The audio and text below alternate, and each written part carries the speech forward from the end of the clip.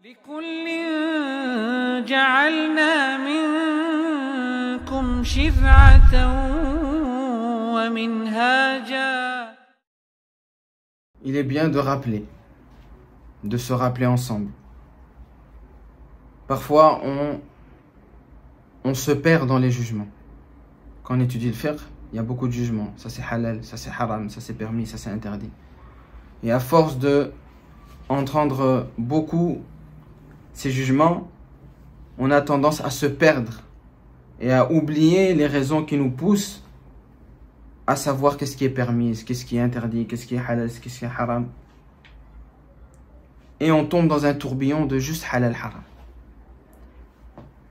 Enfin, la cause pour laquelle on doit toujours se rappeler pourquoi on étudie ça, pourquoi on veut savoir quelque chose est halal, pourquoi on veut savoir quelque chose est haram, c'est pour montrer notre servitude, notre soumission totale à Allah subhanahu wa ta'ala. On apprend ces jugements pour les mettre en pratique. C'est pas juste des connaissances qu'on veut emmasser dans notre poitrine ou dans nos têtes. On veut montrer à Allah subhanahu wa ta'ala, celui qui a descendu cette législation de halal, de haram, al-shari', le législateur, Allah, on veut lui montrer notre totale soumission et acceptation de se soumettre totalement et volontairement à notre Seigneur. Et c'est de quelle manière on le fait? C'est en sachant, ça c'est haram, je délaisse. Allah Azza wa Jal, je pense que c'est ça qu'il a voulu dire dans cette chose-là, dans ce bab-là. Je pense que c'est ça qu'il veut dire, c'est haram, alors je le délaisse. Je pense que ça c'est ce qu'il a voulu dire, c'est halal, alors je le fais. Je pense que ça, il a voulu dire que c'est mustahab, alors je m'applique à essayer de le faire tout le temps. Donc les jugements qu'on cherche, c'est pas juste des jugements pour savoir, ça c'est haram. Non, c'est pour savoir qu'est-ce que je dois faire, qu'Allah subhanahu wa ta'ala attend de moi pour que je lui montre ma servitude, ma soumission totale. Je veux savoir ce qu'Allah il a descendu pour me soumettre totalement. Comme Allah subhanahu wa ta'ala en décrivant les croyants, il dit, quand il descend une chose du Coran ou de la Sunna, une révélation, ils disent quoi? Sami'na wa ata'na. On a entendu, on a connu le jugement, on a cherché ce jugement, thumma ata'na. Ensuite, on a obéi, on a mis en pratique. Enfin, la connaissance qu'on cherche ici, c'est pas une connaissance d'information. C'est une connaissance qui nous permet de montrer à Allah subhanahu wa ta'ala notre totale soumission à lui, Azza wa Jal. Ça, c'est important de toujours se rappeler ça. Parce que parfois, on se perd à vouloir chercher des choses halal, haram, comme si c'est des informations qu'on veut emmagasiner dans nos têtes. Et plus comme si c'est un moyen de se soumettre totalement à notre Seigneur Tabaraka wa Ta'ala. Et quand on cherche, ce savant-là, il a dit ça c'est haram, ça c'est halal. Quand on cherche, on essaie de comprendre, c'est pas aussi pour l'information, savoir quel savant il a raison. Non. C'est pour savoir qu'est-ce que j'ai le plus, par quoi j'ai été le plus convaincu, afin de savoir qu'est-ce qu'Allah subhanahu wa ta'ala, je pense qu'il a voulu de moi, ou bien je pense qu'il veut de moi dans cette situation-là. Fal-amru muhim, cette intention et cette présence d'esprit, elle est importante pour ne pas se perdre et terminer que dans du halal, du haram, des informations. Et si on se perd justement dans ces informations-là, c'est là où la personne, elle devient très dure envers les autres. Pourquoi? Parce qu'elle a oublié que toute cette science-là, c'est pour lui en premier se mettre sous la soumission d'Allah subhanahu wa ta'ala. Si la personne, c'est ça son objectif, c'est ça sa niya, si quelqu'un le contredit et lui dit non, moi j'ai été convaincu par ce savant-là ou par ce savant-là, est-ce que ça va lui faire quelque chose à l'intérieur de lui? Non. Parce que lui, il a pris cette science-là comme soumission, comme preuve que je veux me soumettre à Allah.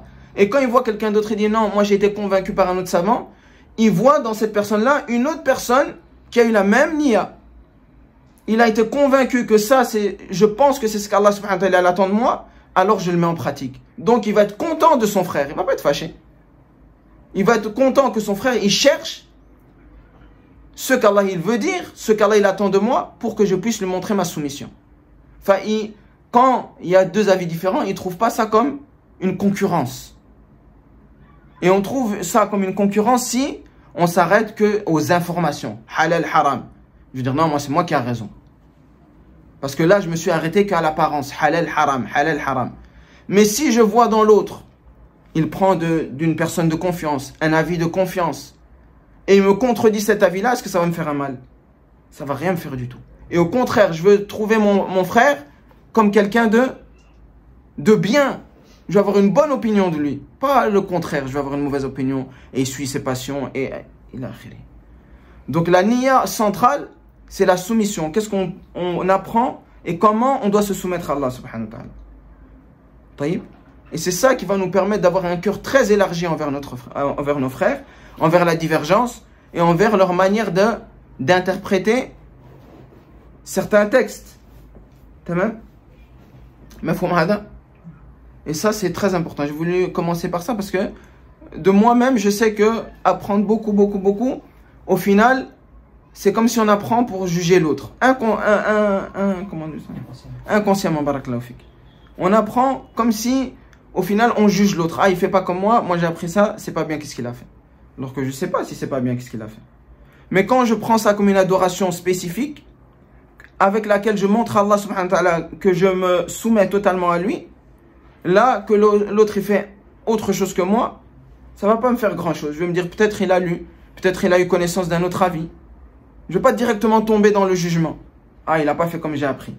Je veux dire, inconsciemment, je commence à dire, non, c'est pas bien ce qu'il a fait. Ou bien, c'est pas comme ça qu'il faut faire. Alors que j'ai eu qu'un avis, moi, qui m'a été parvenu. Peut-être deux. Peut-être il a une preuve que j'ai pas.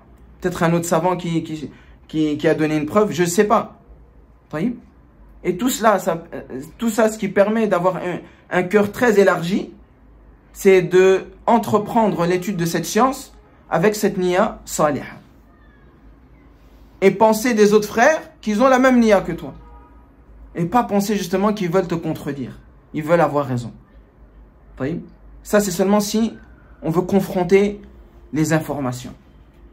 Quand on confronte les informations, là on peut se dire, ah, il veut avoir raison au-dessus de moi. Parce que là on confronte les informations. Walakin, si dans ma tête, moi, je me dis, je fais ça parce qu'Allah Azza wa Jal, je pense que c'est ça qu'il veut. Et comme j'ai pensé ça de moi, je le pense de mon frère, est-ce qu'on va tomber dans un conflit? Il veut avoir raison sur moi? Non. Il veut juste adorer Allah subhanahu wa ta'ala comme Allah Azza wa Jal le demande. Et lui, il a été convaincu par cet avis-là. Alhamdulillah. Il est sur le bon chemin. Et moi, j'ai été convaincu par l'autre avis. Alhamdulillah. On a pris la science du fiqh de la bonne manière, avec la bonne niya, avec la bonne intention et avec la bonne volonté de se soumettre à Allah subhanahu wa ta'ala. Taïb. C'est la niya qu'on doit avoir et qu'on doit se rappeler parce que parfois on tombe malencontreusement dans des concours ou dans des concurrences, des conflits qui n'ont pas lieu d'être. Et tout cela parce qu'on a négligé l'importance de la niya, surtout dans le fiqh. Pourquoi? Parce que c'est beaucoup de halal haram, des jugements, et ça peut amener à ce que la personne, elle reste dans l'information. Et elle oublie qu'elle cherche le halal haram, parce que c'est Allah subhanahu wa ta'ala qui l'a descendu, et parce que lui c'est un musulman. Et parmi les conditions de la ilaha illallah, c'est le fait de se soumettre complètement. Wa yusallimu taslim. Les gens qui se soumettent entièrement, complètement, totalement.